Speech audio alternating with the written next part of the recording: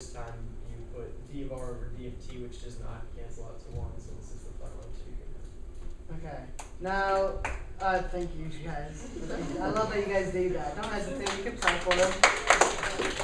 I love that you guys do that. Alright. So does anybody feel okay with that? Alright. Right now, all we're doing is just taking derivatives, applying some of the old rules that we've done before. This time it's a little side stuff like implicit differentiation with that intermix.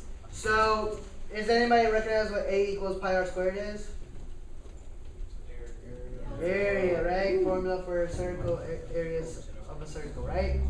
And then just side note, the 2 pi r, that's the circumference of a circle. I don't know if anybody ever noticed that. Ms. Chen pointed that out to me yesterday. I was like, oh snap, that's so cool. I love that. Okay, thank you, Ryan. Alright, so who did number 4? So Matt, you did that, right? Yeah. Walk us through, buddy. Actually, I'm not really good at explaining it, but Well, you did. It looks like you did it right. yeah, I mean, I can only explain the 2c part. Okay. Well, the rest of it, so it was x squared plus y squared equals c squared, right? Everybody recognize that formula? Or Pythagorean theorem. Oh. I should have put a squared plus b squared equals c squared, but I don't know why I didn't. I just left it as x squared plus y squared equals c squared. All right, so the first part I told you to take a derivative of that with respect to what? C, right? All right, so when you take a derivative, you're going to apply power rule and chain rule. So you get 2x dx dc, right? dx over dc. So the x on top is what we're taking derivative of. The c in the bottom is what we're taking with respect to, right? And then we're going to continue that process all the way through. And then if you want to simplify further, the dc, when you get to equal 2c dc over dc, you can simplify that down to just 2c. Just kind of like we've done, like, you know, if you take the derivative of x, you just get 1. And you can also cancel out the 2's from both sides, because whatever you do to one side, you do the other side, right? So that's just some algebra there. So if you want to simplify that, you can.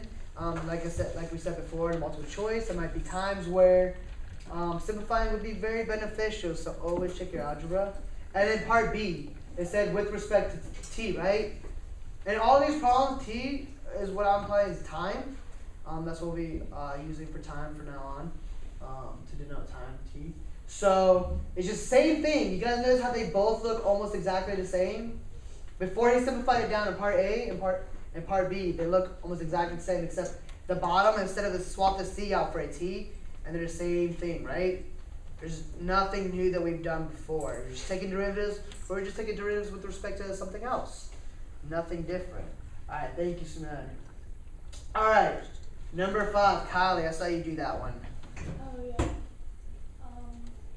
I use the chain rule, and so the derivative of tangent of x would be secant squared, and then of theta, and then I put the derivative of theta with respect to x, and then I use the quotient rule here, and here the derivative of x with respect to x is just 1, so I just canceled it out. And then when I had to find the derivative with respect to t, I just changed these to the x to t, but then here this would not equal 1, so you have to include it too. Alright, everybody follow that? Which is the quotient rule with that one? That one's a little bit tougher. Alright, clap for her too, guys. And for Sunat! Alright, thank you guys. Okay, who did, I cannot see the name, but who did number 6? Is that Annie? No, Bigger. Okay, I couldn't see the name on there. Sorry, my eyesight's like not the best. Alright, everybody give a Bigger your attention. Okay, so for this one, I started out by taking out the pi because it's just like a constant. And then I did the product rule. So first I did r squared times the derivative of h, which I just wrote out dh over dh just to keep it not confusing. And then plus 2r, which is the derivative of r squared, times the derivative of r with respect to h, times h. And then I just simplified it by multiplying out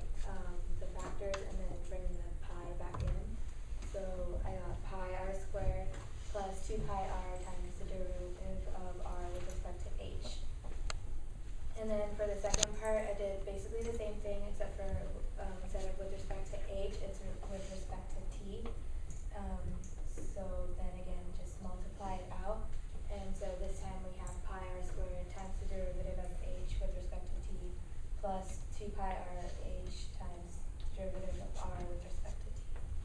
All right. All right. Thank you. Thank you. Thank you. Now, did everybody follow that? Everybody okay with that one? Sweet. You guys are getting this really well. Okay. Now, does anybody recognize that formula? Cylinder. Volume of a cylinder, right? Okay, so you guys know I'm a huge coffee nerd. I'm a barista on the weekends. I do plan on owning my own coffee shop, but I still want to teach, so I thought it'd be cool, like, now I'm on a coffee shop, I'll be like teach, and then I get to go study my own coffee shop and drink free coffee. Technically it's not free, I mean I do have to pay for it. But, alright, so I was making coffee as I do every Saturday, which is what I do all day. So if you guys message me on Remind on Saturdays and I don't respond in timely manners because I'm actually working, student teaching does not pay anything, so keep that in mind. So bear with me on Saturdays. So I was making coffee, and this is the method I did is called a pour over, right? It smells good. I don't know how many people like black coffee, but I like coffee just normal like this. All right, this is to me the proper way to have it. So looking at this, I was making coffee, and I noticed the volume was changing, the height was changing, and I was like, man, I wonder if I can calculate the rate of change of the volume. How fast am I making coffee, right? I'm a math nerd and a coffee nerd, and I want to know, like, how did I apply my two loves together, all right? And part of it, so we looked at the equation that we have, and we noticed that, so let's turn our heads over here. All right, give me 1 second, I gotta try this thing. Just a wee bit. All right, so Biggie went and differentiated this equation, right? So I said I wanted to find the rate of change of volume. How fast am I making my coffee? What is that dt saying? That's what I just asked, right? You just said I want to find, right? Volume and time, right? And then I have this fancy little equation right here, and I have some stuff in here that I'm like, okay. I look at it, what do I know, all right? So when I was making my coffee, you guys notice I have the little tally marks on here. It's kind of hard to see, but you can see I made like inch increments. I went and calculated the rate of change of the height, and I found a number. It was 0.625 inches per minute. So it's like a little over half an inch a minute, not too much. But I was like, okay, I found that. Then I looked at what else can I find about this that I need for this formula. We know R is what? Radius, right? And we know H is height. All right. So can I figure that out from this? Just what if I had a ruler? I could find my radius, right? Just measure diameter, divide by 2, boom, I got my radius. Math is easy. It's not perfect cylinder. Inside, we're gonna assume a perfect cylinder though. We're assuming that, right? I don't need any fancy engineering here telling me otherwise, right? This thing is not expanding, it's a perfect size. Alright, and then I can also calculate the height, right? It's also really hot. It's really hot in my hands. So I can find the height, right? If I had a ruler, right? Which I already did, I already put the increments there. So now I have all my knowns, right? But, alright, so I know the height is changing, right? Because the height is going up, right? It's not like the coffee's just evaporating before our eyes, right? So the height's increasing, so we know that we're going to have a dHdt, right? That's what dHdt is telling me, rate change of the height, right? What about drdt? What is that saying? Change into what? Radius, right? But like I said, we're assuming it's a perfect cylinder, and the amount that this thing expands is negligible. So is my radius changing? Right? It's like we're assuming perfect right cylinder. It's the same shape. That thing is not expanding, not getting wider. So what would that make? If the radius is not changing, radius is equals, I found it to be 2.25. Alright? When I take the derivative of that, what does that give me? 0, right? So what does that say about my rate? Not changing, right? So that will make the drdt equal to what? 0, right? So when I look at this problem and I want to calculate what the rate of change of the volume, how fast I'm making coffee, I said the drdt, over time the radius is not changing, right? Radius is constant, so that makes this 0, right? That makes that whole thing, because it's multiplied by this whole thing, makes this whole thing equal 0, right? So now when I was doing this problem, I had to think about all the real world limitations that I had, right? I had to think about, like, knowing that the radius of the object isn't changing, I had to know that, right? And I had to apply that in order to say that the derivative of the rate of change of the radius is 0, right? So now I have pi r squared dh dt. Now I have all the information, and boom, my mirror satisfaction is reached. All right. So that's the point of this calculus. That's what we do.